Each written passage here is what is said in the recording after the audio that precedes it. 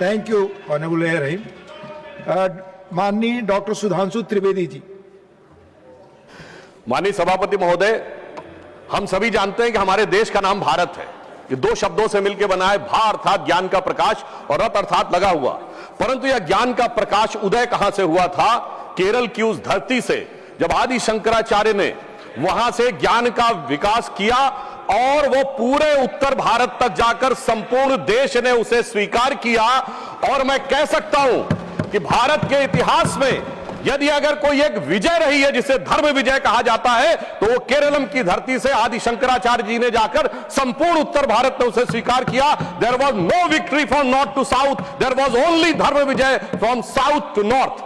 और जब आदि शंकराचार्य जी ने सर उपनिषदों के 10 उपनिषदों को ईशकेन कठ प्रश्न मुंडक मांडू के तैतरीय तैतरीय छांदों के बृहदारण्यक को कंपाइल किया और उसका प्रभाव क्या पड़ा दुनिया पे कि इरविन श्रोडिंगर, जो कि नोबेल प्राइज विजेता क्वांटम फिजिक्स का प्रोफेसर है और साइंटिस्ट है, उसने 1964 में अपनी किताब लिखी my view of the world, और उसने लिखा है पूरा एक चैप्टर लिखा द वेदांतिक वर्जन।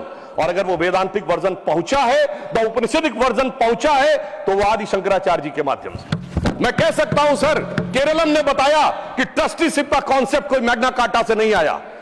वहां के ट्रावनकोर के शासक कहते थे कि पद्मनाभ स्वामी हमारे शासक हैं, हम तो सिर्फ सेवक हैं। The concept of trusteeship arouse from Keralam, not from England. दूसरी बात मैं बताना चाहता हूं महोदय, केरलम के अंदर वो ज्ञान का प्रतीक था जिसका उल्लेख अभी आदरणीय तरुण चुग जी ने किया, डिफरेंशियल कैलकुलस और इंटीग्रल कैलकुलस, जिसका क्रेडिट न्यूटन को दिया जाता है। मैनचेस्टर यूनिवर्सिटी ने 2007 में माना कि 250 साल पहले केरल स्कूल ऑफ मैथमेटिक्स में वो पूरी चीजें स्थापित थी, माधव की सारणी स्थापित थी। मगर अफसोस सभापति महोदय, उसका 2007 में मैनचेस्टर यूनिवर्सिटी ने कह दिया, मगर वो दुनिया के सामने हमने स्वीकार करना 2014 के बाद शुरू किया। फिर मैं यह भी बताना चाहता हूं, केरलम ने क्या दुनिया को दिया।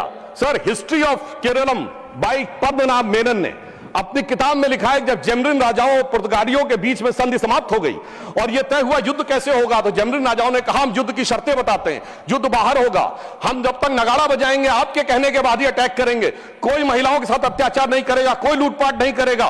तो सर जानते हैं पुर्तगीज ने क्या कहा? They are talking about the war और talking about the sports tournament. Sir, ये वियना कन्वेंशन से नहीं आया, कॉम्बेटेंट और नॉन कॉम्बेटेंट, वो अगर आया तो केरलम की धरती से आया। तो मैं कह सकता हूं सर, अगर वास्तविकता में, और आज भी हमारे यहां इसको परशुराम क्षेत्र कहा जाता है, ये माना जाता भगवान परशुराम ने अपना फरसा फेंका था और वहां से वो भूमि निकली। जब कभी भी जियोलॉजिकल डाटा आएगा और उस दिन ये बात प्रकाश में आएगी कि केरलम किस दिन समुद्र से बाहर निकला था, उस दिन समझ में आएगा कितने हजार और कितने लाख साल पुरानी हमारी सभ्यता है। और आज मैं कह सकता हूं पूरे देश को कैसे जोड़ते हैं। प्रधानमंत्री मोदी जी ने केदारनाथ में आदि शंकराचार्य जी की समाधि बनवाई है, यानी वो केरलम की धरती से है और हिमालय में स्थापित है। इस प्रकार से यह देश जुड़ता है जिसका संदेश केरलम ने हमको दिया है। और मैं यह भी बताना चाहता हूं सर, माधव सारणी में जिस प्रकार की मैथमेटिक्स का वर्णन है, वो मैथमेटिक्स यूरोप ने शताब्दियों के बाद प्राप्त की। फिर मैं यह भी बताना चाहता हूं सर, जब हम आजाद हुए तो ट्रावनकोर स्टेट सबसे ज्यादा लिटरेट थी, 47% रेट ऑफ लिटरेसी थी।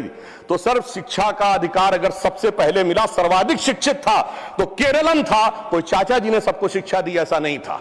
यह भी मैं बताना चाहता हूं सर, मगर केरलम के साथ सर कुछ दुखद अध्याय भी जुड़े हुए हैं जो मैं बताना चाहता हूं। कभी कभी ऐसी भी परिस्थितियां आती थी कि जहां पर बड़ी चुनौतियां आई हैं। भारत के इतिहास में संभवतः लोगों को नहीं ध्यान होगा, 16 मार्च 2006 को केरलम की असेंबली में एक प्रस्ताव पारित होता है कि 1998 के कोयंबटूर ब्लास्ट के मुख्य आरोपी अब्दुल नसीर मदनी, जो कि तमिलनाडु की जेल में है, उसको छोड़ दिया जाए। सर, 140 के 140 विधायक, ऑल कम्युनिस्ट, ऑल कांग्रेस, सबने मिलकर समर्थन किया। मुझे लगता है कि कॉन्स्टिट्यूशनल मशीनरी का टेररिज्म के आरोपी के पक्ष में यह प्रयोग करने का बहुत दुखद उदाहरण था। और फिर मैं कोट कर रहा हूं सर, अभी इन्होंने बहुत कुछ बोला, वीएस अच्युतानंदन जी ने, जो केरल के सीएम रहे, 2010 में कहा था कि डेमोग्राफिक चेंज इतना खतरनाक है कि केरल में बिकम ए मुस्लिम स्टेट। और सर, इस समय मुस्लिम लीग के 4 मिनिस्टर हैं केरलम में, और ये वही मुस्लिम लीग है सर। हम कह रहे हैं केरलम का ये अपमान है, ये वही मुस्लिम लीग है जो जिन्ना के द्वारा स्थापित हुई। आज की इंडियन यूनियन मुस्लिम लीग के संस्थापक पीके पोकर साहब बहादुर और मोहम्मद इस्माइल जिन्ना की मुस्लिम लीग के मद्रास प्रेसिडेंसी के लीडर थे।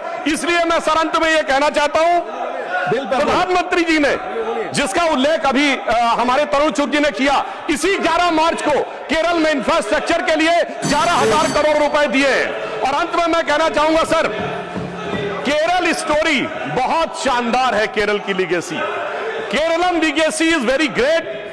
केरल स्टोरी में कुछ डार्क चैप्टर है, but they do not want to hear about the real part of the Kerala story.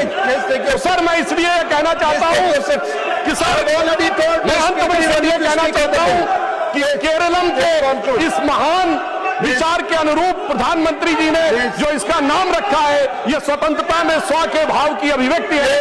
अतः मैं एक पंक्ति कहकर अपना बात समाप्त करता हूं। सर, केरलम के युवकों जागो, पुनः नया युग आया है, भारत की शक्ति नहीं है, मोदी ने बीड़ा उठाया है। Appeal to all the members, please.